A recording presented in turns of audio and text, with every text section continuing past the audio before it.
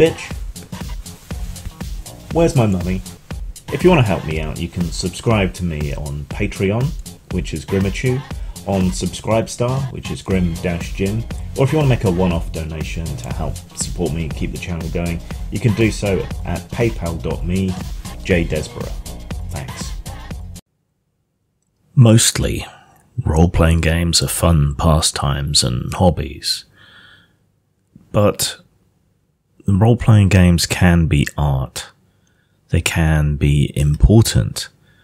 They can be revelatory.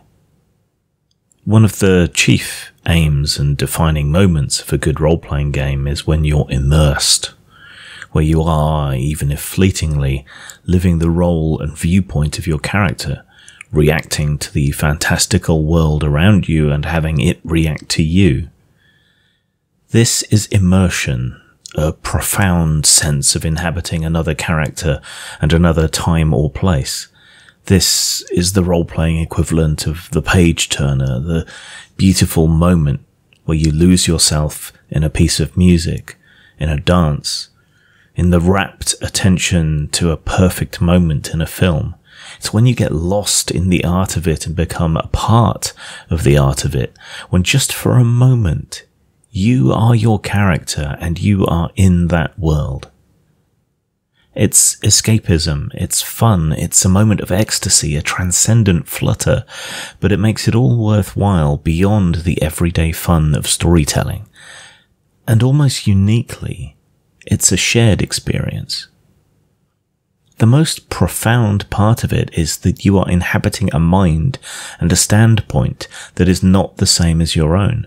A world that is not the same as ours, where the rules are different, where the person you are, just for a tick or two of the clock, has different goals, loves, aims, morality, or ethics to you. It can foster empathy, compassion, and understanding. It can surprise and horrify, please and comfort. It's a step, or two at least, if not a mile, in another man's shoes. Well-meaning and well-intentioned people want to strip a lot of this away in their pursuit of inclusion and diversity. Laudable goals, but there is a cost associated with it. It denies people their escape from reality, their momentary respite from it, from the world as it is. Those of us who disagree with these people, also for laudable, principled, and artistic reasons, can always kitbash the games in the ways we want, just as they always could have.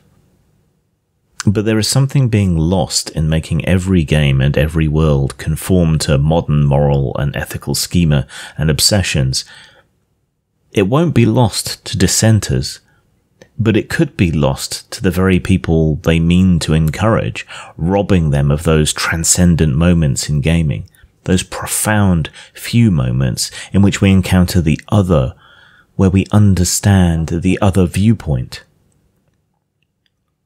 They're robbing themselves of these moments, these opportunities, and reducing and narrowing the scope of games and worlds to handle the horrifying, the different, the historical, the dystopian, to understand the experience of prejudice and the glory of triumph over it, to inhabit periods in history that were unfair, unjust, and to experience those things in a more visceral, personal way.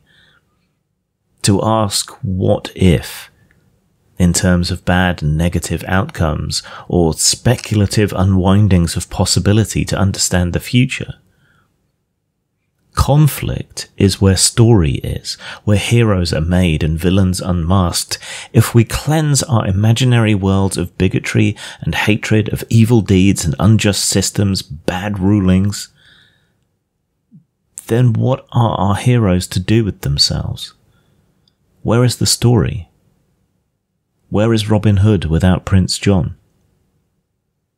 If we whitewash history in all its racist, sexist, classist reality, are we not doing a disservice to those who fought to change it? The cost to the creative community is enormous in terms of a heavily reduced palette, an output policed by a social media panopticon whose readiness to burn books and socially guillotine people would make Robespierre blush. But they're not the only ones who end up paying. The very people who want to do this miss out. They lose their opportunities to empathize, to understand, and relive. For so long, we've fought the Pat Pullings and Jack Thompsons of this world. Study after study showed that despite these moments of transcendence, gamers understood what was a game and what was real. They understood that games did not make you murderous, suicidal, satanic, or criminal. We fought against censorship as a unified community, and we won. Now, those who would censor us are within the hobby. Those making the claims that games warp your mind are inside the house. Instead of a satanic panic, we now have equally spurious claims of racism, sexism, homophobia, and worse.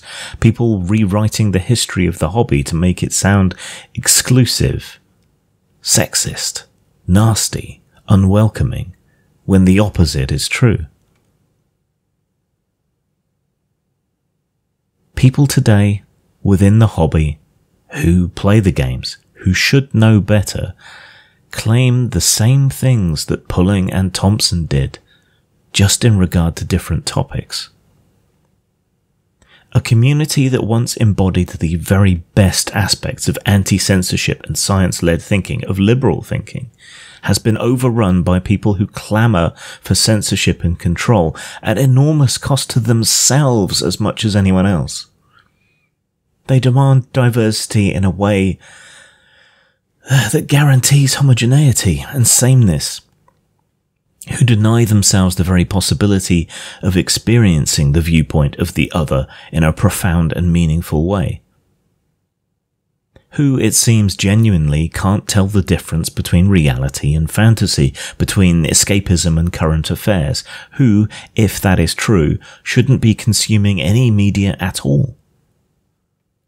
I want them, I want you, to have what I have had, those moments of revelation, those fleeting, ecstatic experiences of the other, of placing myself in another man's shoes, that transcendence, that art, and even if not that fun, that escapism from all that baggage you insist on bringing with you into everything, everywhere. If not for those near spiritual moments of immersion, then at least for a few hours of fun with friends, without insisting that everything be political and conform to today's prescriptive political bubbles. Let your game be a genuinely safe space to play around with ideas, good and bad, nasty and nice, good and evil. Games can be so much more. You can be so much more. You can get so much more if you relax, immerse, let it wash over you. Try to experience something different. Remember how to play and have fun. And remember that at the end of the day, it's just a game. But a profoundly affecting and powerful game. Zang.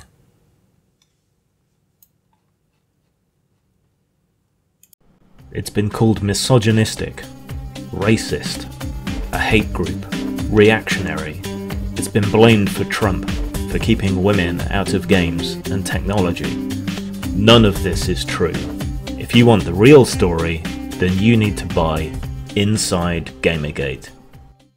Ladies and gentlemen, a single bottle of Reverend Dr. Grimm's Miracle Elixir will solve your constipation, dissipation, exculpation, obstipation, extirpation, bastardization, demoralization, amortization, accusation, disorganization, boulderization, malversation, dehumanization, plagiarization, demonization, feminization, localization, categorization, stigmatization, monetization, pulverization, and rationalization, sterilization, victimization, infatuation, insinuation, vexation, masturbation, perturbation, litigation, subjugation, and the French pox, or your money back, as used by the crowned heads of Europe.